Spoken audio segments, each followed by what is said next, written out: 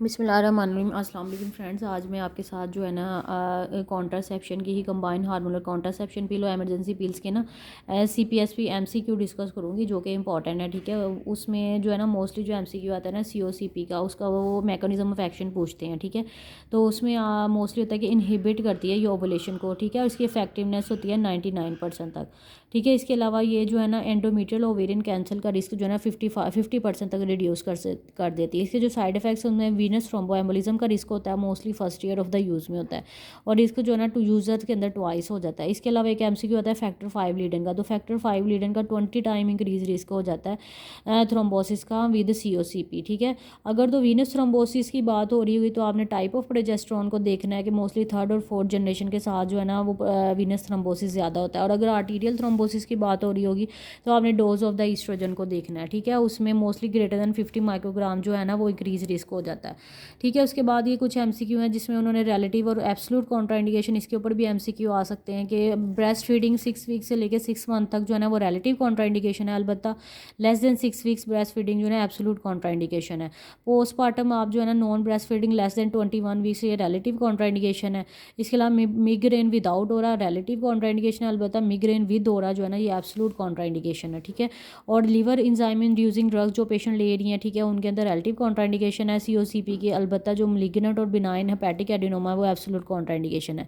उसके बाद ये मैं FSH-RH गाइडलाइन की जो इंपॉर्टेंट है ना बस आपके साथ वही शेयर करूँगी। मोस्टली 2 और मोर पिल्स मिस पिल के ही MCQ आते हैं, तो उसमें अगर 2 to 7 मिस पिल है ना first week after hormone free interval, ये पिल्स की बात हो रही है। ठीक है, तो उसमें फिर आपने ना एमरजेंसी कॉन्ट्रासेप्शन ज़रूर कंसीडर करने हैं। इसके अलावा जो है ना MCQ अंदर ये भी ऑप्शन हो सकती है, तो इनमें से भी कोई एक भी हुई तो आपने उसको मार्क करना है।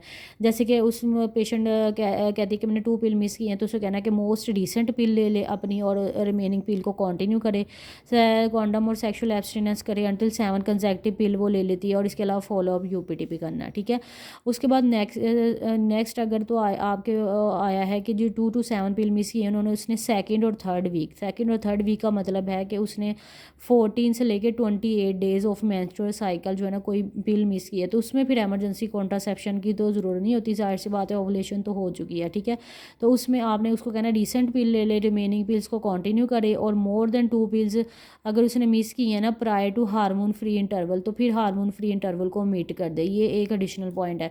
और बाकी उससे वो भी कहना है कि 7 कंसेक्टिव पिल तक ना वो कॉन्डम यूज़ करे या सेक्शुअल एब्सटिनेंस करे।